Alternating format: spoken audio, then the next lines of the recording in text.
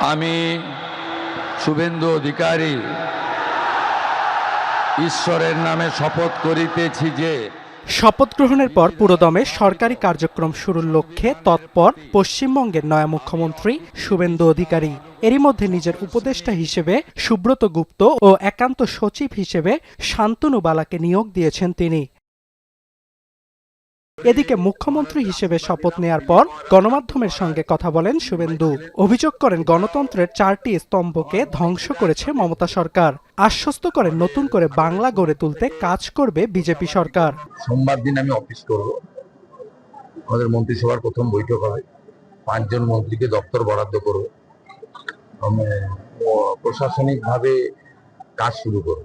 এছাড়াও এক্সপোস্টে শুভেন্দু জানান, পশ্চিমবঙ্গের উন্নয়ন, কর্মসংস্থান, নারী সুরক্ষা ও গণতান্ত্রিক অধিকার হবে নতুন সরকারের প্রধান লক্ষ্য। মঙ্গলবার অস্থায়ী স্পিকার হিসাবে শপথ নেবেন বিজেপির প্রবীণ বিধায়ক তাপস রায়। তার কাছ থেকে আগামী সপ্তাহে শপথ নেবেন অন্যান্য বিধায়করা। শনিবার মমতার 15 বছরের শাসনামলের পতন ঘটিয়ে কলকাতার ঐতিহাসিক ব্রিগেড প্যারেড গ্রাউন্ডে রাজ্যপালের থেকে শপথ নেন শুভেন্দু। এ সময় উপস্থিত ছিলেন প্রধানমন্ত্রী নরেন্দ্র মোদী, অমিত শাহ সহ বিভিন্ন রাজ্যের মুখ্যমন্ত্রীরা।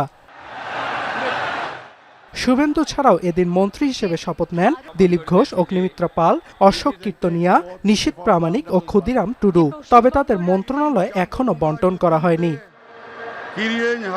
তবে শপথ অনুষ্ঠানে আমন্ত্রণ পেলেও অংশ নেননি মমতা বন্দ্যোপাধ্যায়। বরং বিজেপির বিরুদ্ধে বৃহত্তর ঐক্যের ডাক দিলেন মমতা। শনিবার নিজ বাড়িতে রবীন্দ্র জয়ন্তীর অনুষ্ঠান থেকে বাংলার বিজেপি বিরোধী শক্তিগুলোকে তৃণমূলের সঙ্গে যোগ দেওয়ার আহ্বান জানান মমতা। অর্ণব প্রসাদ, এখন বিশ্ব।